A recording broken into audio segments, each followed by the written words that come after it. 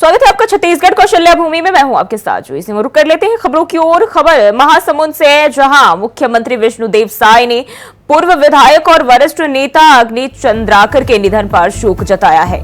मुख्यमंत्री ने स्वर्गीय चंद्राकर की आत्मा की शांति की प्रार्थना के साथ ही पीड़ित परिवारजनों के प्रति संवेदना भी जताई है। तो पूर्व विधायक अग्नि चंद्राकर का निधन हो गया और सीएम साय ने शोक जताया है, साथ ही आत्मा की शांति के लिए ईश्वर से प्रार्थना की है।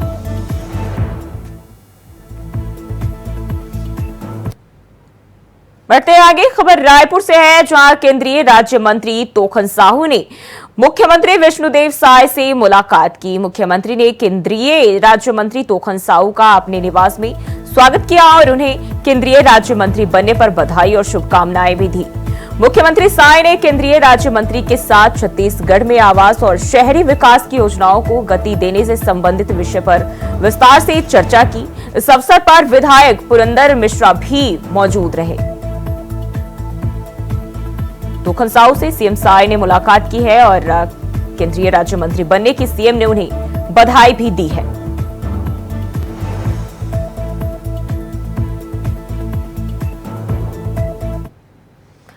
खबर सुकमा से है, जहां नक्सल प्रभावित सुकमा जिले से बड़ी खबर सामने आ रही है, जहां नक्सलियों ने जवानों को ले जा रहे ट्रक को निशाना बनाते हुए आईडी ब्लास्ट किया। ब्लास्ट की इस घटना में 2 जवान शहीद हो गए, वहीं कई जवानों के घायल होने की भी खबर मिली है। घटना की जानकारी के बाद मौके पर फोर्स की तैनाती कर दी गई है। क्षेत्र में सर्चिंग की जा रही है। वहीं घायल जवानों को अस्पताल में भर्ती कराया गया है और सीएम साय ने आईडी ब्लास्ट में जवानों की शहादत पर शोक जताते हुए लिखा कि नक्सलवाद के खात्मे तक हम चुप नहीं बैठेंगे।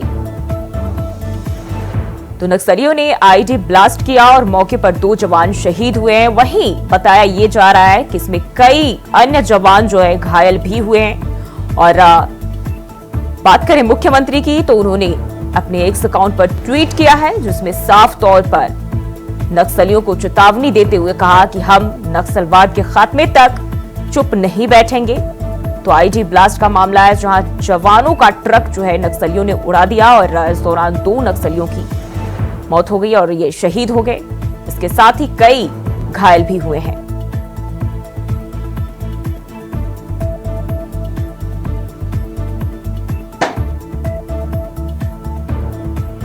और इसी खबर पर ज्यादा जानकारी के साथ सुकमा से कमलेश हमारे साथ जुड़ गए। कमलेश, जिस तरीके से खबर आ रही, नक्सलियों ने जो है आईडी ब्लास्ट किया है, कब हुआ और क्या जानकारी इसको लेकर सामने आ रही है?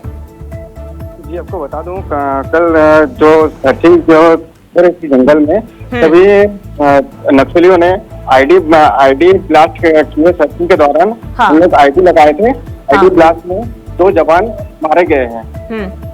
और बात करें जिस तरीके से तो ये बताया जा रहा है कि जवानों का ट्रक जो है जा रहा था, तो क्या पहले से नक्सलियों को इसकी सूचना मिल गई थी या पहले से ही घात लगाए बैठे थे?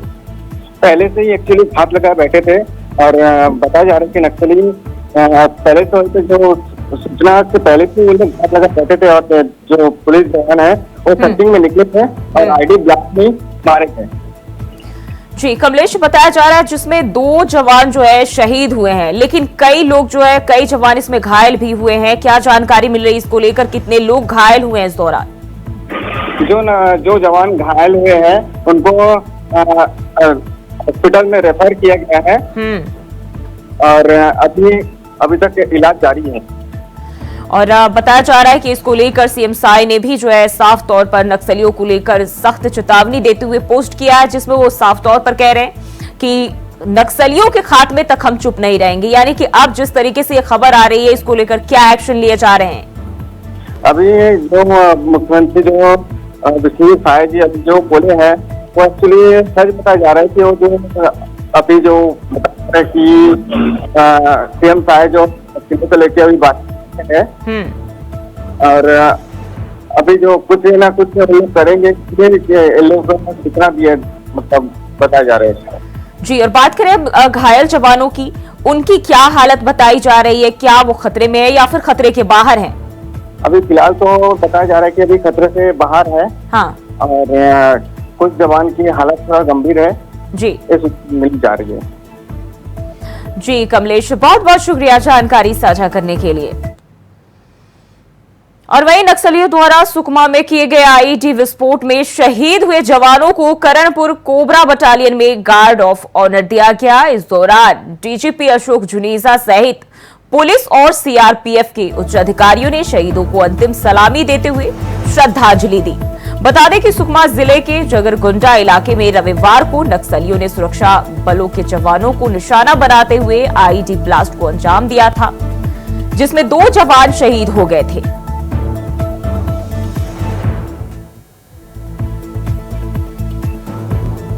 तो 2 शहीद जवानों को श्रद्धांजलि दी गई। डीजीपी और सीआरपीएफ के अधिकारियों ने श्रद्धांजलि दी है।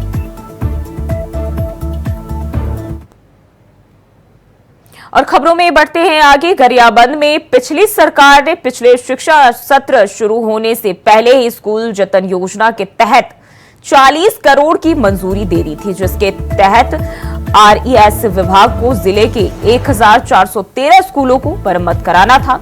बीते सत्र काम भी शुरू हुआ, लेकिन मरम्मत पूरा करा पाने में विभाग नाकामयाब साबित हुई।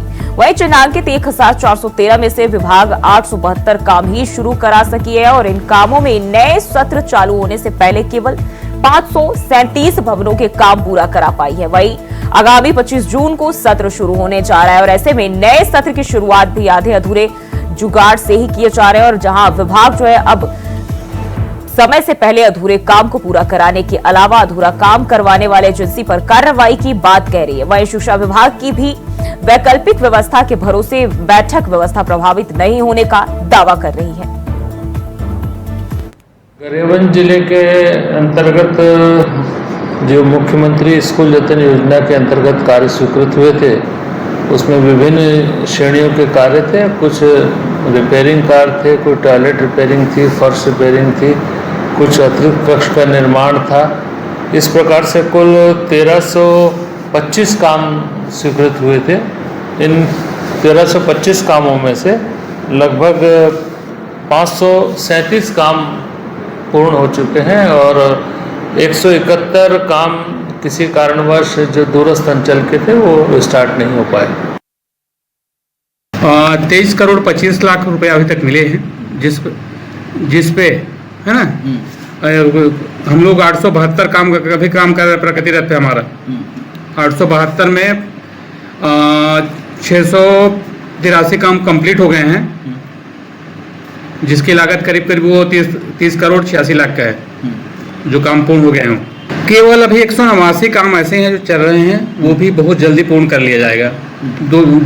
दो ठेकेदार का अगर 8-10 काम जो पूरा नहीं हो पा रहा है उसको रिटेंडर करके दूसरे ठेकेदार से काम करवाया जाएगा। और खबर दुर्ग से है, जहां गिरधारी नगर से एक बड़ी घटना सामने आई है। सड़क पर गाय का कटा हुआ सर मिलने से हड़कंप मच गया है। अज्ञात द्वारा की गई इस हरकत का जब बजरंगियों को पता चला तो तुरंत हजारों की संख्या में जो बजरंगी है वह इकट्ठा हो गए और गाय के कटे हुए सर को लेकर दुर्ग के पटेल चौक पहुंचे, जहां बजरंगियों ने चक्का जाम कर घटना की कड़ी निंदा की। वहीं आक्रोशित बजरंग दल के लोगों को नियंत्रित करने लगभग सभी थानों की टीआई के साथ साथ पुलिसकर्मी लगे रहे, लेकिन हालात नियंत्रण के बाहर रहे। तब मजबूरन स्थिति नियंत्रित करने के लिए पुलिस ने लाठीचार्ज शुरू कर दिया। गौ माता की गौवंश के बछड़े का सर मिला है गिरधारी नगर पानी टंकी के पास। ये सूचना को मिलते ही हम वहां पहुंचे थे। पुलिस प्रशासन को बुलाया गया, पुलिस प्रशासन भी तत्काल नहीं आई। पौन घंटे के बाद पुलिस प्रशासन वहां पहुंची है। उसको लेकर हम पटेल चौक आए थे। उस गौवंश के बछड़े के सर को देखने में ऐसा लग रहा है कि उसको बकायदा काटा गया है और काटकर छोड़ा गया है। हालांकि सीसीटीवी सामने देखने में यह पता चला कि कुत्ता उठा के ला रहा है, लेकिन कुत्ता का निशान और धड़कन पर कहीं भी नहीं है। सिर से लेके कान तक कोई भी एक निशान नहीं है। वो नाले में बकायदा उसको काटकर छोड़ा गया है और नाले से उसको उठा के लाया गया है। तो वो इसको ऐसा लग रहा है कि ये सरासर अनुचित है और गलत है। बार बार देखा जा रहा है जिहादी मानसिकता के लोग छत्तीसगढ़ के अंदर अराजकता फैला रहे हैं। ये सारी चीजें गलत है। इन चीजों में बहुत सारी चीजें ऐसे निकल के आ रही है कि ये सब चीजें गलत। ये दुर्ग कोतवाली के थाना के अंतर्गत गिरधारी नगर का मामला है। अभी शाम को ही पुलिस को सूचना मिली थी कि वहाँ पे किसी बछड़े का गला पड़ा हुआ है, सर पड़ा हुआ है। तो तत्काल पुलिस ने वहाँ पे अभी अपनी वहाँ पे पहुँची थी और पहुँचने के बाद अपनी कार्रवाई चालू करने वाली थी। इसी बीच बजरंग दल इसके समर्थित कुछ लोग आ गए थे। उनका शिकायत था कि ये सब जो घटनाएं हैं जो विशेष लोगों के द्वारा ही किया गया है, उनका ये आरोप था। इस कारण से वो अपनी बात रखने के लिए यहाँ पे आए हुए। तो बजरंग दल ने चक्का जाम किया और जो है बजरंग दल का गुस्सा फूट पड़ा था। बड़ी संख्या में लोग यहाँ इकट्ठा हुए और मजबूरन पुलिस को लाठीचार्ज करना पड़ा। और इसी खबर पर ज्यादा जानकारी के साथ श्रीकांत हमारे साथ जुड़ गए हैं। श्रीकांत, क्या है ये पूरा मामला? शाम का एक घटना है, यहाँ पे गिरधारी नगर दुर्ग जिले में है, यहीं पे लगा हुआ। वहाँ पे बछड़े का सर मिलता है जिससे कुत्ते खबर करके इधर उधर घूम रहे थे। जिसे देखने के बाद पब्लिक यहाँ पे इकट्ठा हुई और वहाँ पे बजरंग दल के कुछ लोग पहुंचे और भी हिंदू संगठन के लोग यहाँ पे इकट्ठा होते हैं और पुलिस पे जा करके मांग करते हैं कि इस पे कार्रवाई करें। क्योंकि आपको बताना चाहिए कि कुछ दिन पहले बजरंग दल और भी संगठनों ने यहाँ के कलेक्टर और एसपी को ज्ञापन सौंपा था कि यहाँ पे कुछ लोग यहाँ पे माहौल खराब करने की फिराक में लगे हुए हैं और उसके ऊपर कार्रवाई लगातार पुलिस के द्वारा की नहीं जा रही है। और कल एक घटना बहुत बड़ी हुई, यहाँ पे काफी पैनिक स्थिति थी। करीब 1000 के आसपास यहाँ पे जो बजरंग दल और हिंदू संगठन और आसपास के क्षेत्र के जो हिंदूवादी लोग थे उन लोग वहां पहुंचे थे कोतवाली थाना में और काफी यहाँ पे हो हल्ला हुआ। उस बीच पूरी स्थिति को संभालने के लिए पुलिस के द्वारा कहीं न कहीं यहाँ पे लाठीचार्ज जैसे कुछ हल्का बल प्रयोग करना पड़ा और लोगों को तितर बितर किए यहाँ पे। जी। और अभी की बात कर ले, अभी जिस तरीके से ये आक्रोशित और हंगामा किया गया और बजरंग दलों की ओर से, अभी के क्या माहौल है, क्या हालात वहां देखे जा रहे हैं? जी, मैं आपको बताना चाहूँगी, अभी थोड़ी देर पहले ही मैं कलेक्टर परिसर में हूँ। यहाँ पे बजरंग दल और हिंदू संगठन के समर्थित और लोग यहाँ पे आए और यहाँ पे कलेक्टर को ज्ञापन सौंपे हैं और 2 दिन का समय उन्होंने दिया हुआ है कि 2 दिन के भीतर ही यहाँ पर जो इसे जो कार्रवाई करें और जो दोषी उन पर गिरफ्तारी करें और कड़ी कार्रवाई करें, नहीं तो उग्र आंदोलन की चेतावनी यहाँ पे हिंदू संगठन के द्वारा यहाँ पे दी गई है। श्रीकांत, जिस तरीके से आपने बताया, इसके पहले भी जो बजरंग दल के सदस्य हैं उन लोगों ने जो है पुलिस से शिकायत की थी, लेकिन बावजूद इसके किसी तरह की कार्रवाई नहीं हुई और एक बार फिर से जो इस तरह के वारदात सामने आई और अब आक्रोश जो है लोगों में साफ तौर पर दिखाई दे रहा है। तो अब क्या पुलिस प्रशासन ने कोई कदम उठाए? जी, आपको बताना चाहेंगे पुलिस प्रशासन कल शाम से ही लगातार आसपास के क्षेत्र की सीसीटीवी खंगाल रही है। उसमें देख रही कि कोई भी संदिग्ध व्यक्ति या कोई तरह के लोग यहाँ पे सिर्फ को छोड़ते हुए नहीं जाए, लेकिन कहीं भी देखने अलग अलग जगह सीसीटीवी कैमरे सामने वहाँ पे सिर्फ ये देखने को मिल रहा है कि कुत्ते उसको आवारा जो कुत्ते मुंडी को लेकर के यहाँ वहाँ भटक रहे हैं। अभी तक कोई भी साक्ष्य इस तरीके से नहीं मिला कि किसी व्यक्ति विशेष का नाम आया हो या फिर उनकी पहचान हो सकी हो। जी, जिस तरीके से देखा हमने कि बताया जा रहा है कि बजरंग दल के जो लोग हैं काफी आक्रोश था और मजबूरन जो है पुलिस को भी इस दौरान उन्हें शांत कराने के लिए लाठीचार्ज करना पड़ा। और अभी जो है पुलिस की किस तरह से वहां देखी जा रही है तैनाती, कैसे सुरक्षा व्यवस्था, हालात को कैसे कंट्रोल किया जा रहा है? जी, बताना चाहेंगे दुर्ग पुलिस यहाँ पे पूरे कलेक्ट्रेट को छावनी के रूप में यहाँ पे तब्दील कर चुकी है।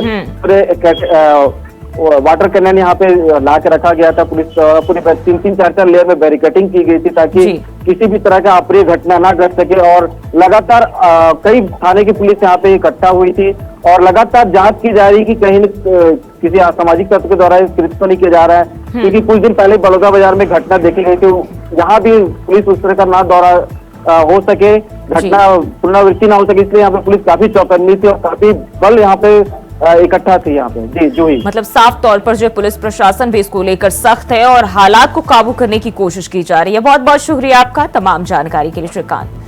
और वहीं बढ़ते आगे, बीते दिनों बलौदा बाजार में हुई घटना से पूरे जिला कार्यालय को काफी क्षति पहुंची और इससे पूरा करते हुए आज रेस्टोरेशन का काम जो है पूरा हो गया है। संयुक्त जिला कार्यालय का भवन अब अपने पुराने स्वरूप में लौट आया है।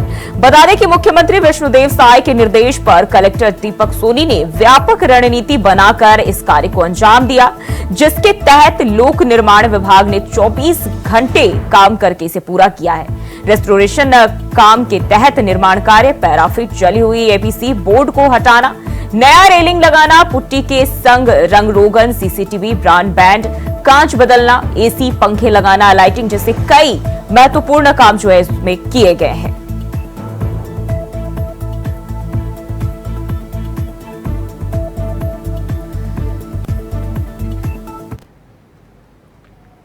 और वहीं रुक कर लेते हैं अगली खबर की ओर। राजधानी रायपुर के शहरी और देहात इलाके में देर रात सड़कों पर वाहनों और संदिग्ध लोगों के लिए लगातार दूसरे दिन औचक चेकिंग जो है की गई। वरिष्ठ पुलिस अधीक्षक संतोष सिंह सहित जीओएस और थाना प्रभारी सड़कों पर उतरे। इसके साथ ही रात को 8 बजे से देर रात तक दर्जनों पॉइंट पर नाका लगाकर चेकिंग होती रही। नवा रायपुर और शहर के आउटर क्षेत्र सहित देहात क्षेत्र में भी शाम से नाकेबंदी कर हजारों गाड़ियों की जांच की गई, जिसमें 10 संदिग्ध लोगों पर प्रतिबंधात्मक कार्रवाई और शराब सेवन कर वाहन चलाने वाले 35 लोगों की गाड़ी को जब्त किया गया, जिन्हें न्यायालय में पेश किया जाएगा। नए एमवी एक्ट में शराब पीकर गाड़ी चलाने वाले पर जुर्माना तय किया गया। तो सड़कों पर थाना प्रभारी और जीओएस उतरे और 10 संदिग्ध लोगों पर जो है वो कार्रवाई की है।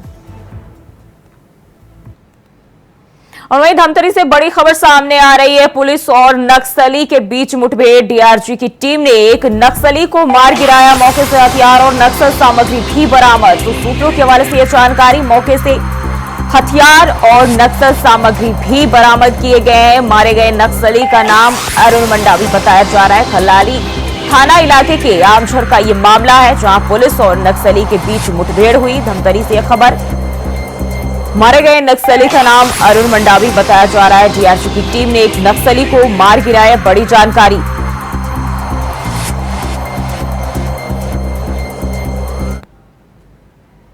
और करते हैं अगली खबर की ओर। खबर सूरजपुर से है, जहां खेत में गए 2 किसानों की करंट के चपेट में आने से मौत हो गई, जिससे पूरे गांव में मातम छा गया है।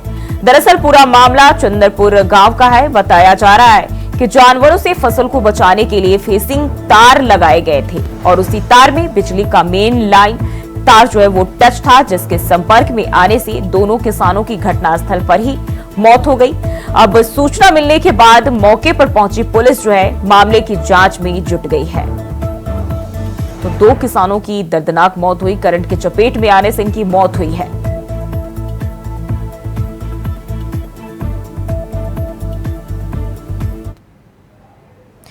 और बढ़ते हैं आगे। बलौदाबाजार जिले के ग्राम कोस मंडी में आकाशीय बिजली गिरने से 2 किसानों की मौत हो गई। किसान खेत में जुताई का काम कर रहे थे और इसी बीच तेज गर्जना के साथ बिजली गिरी, जिससे मौके पर ही 2 किसानों की मौत हो गई। तो बलौदाबाजार का ये मामला है और कोस मंडी में ये बड़ा हादसा, जहां आकाशीय बिजली गिरने से 2 किसानों की मौत हो गई और मौके पर ही किसानों ने दम तोड़ दिया। तो आकाशीय बिजली गिरने से यह हादसा हुआ है और 2 किसानों की इस हादसे में मौत हो गई है। तो कोस मंडी क्षेत्र में बताया जा रहा है यह हादसा हुआ है, जहां आकाशीय बिजली गिरने से 2 किसानों ने दम तोड़ा।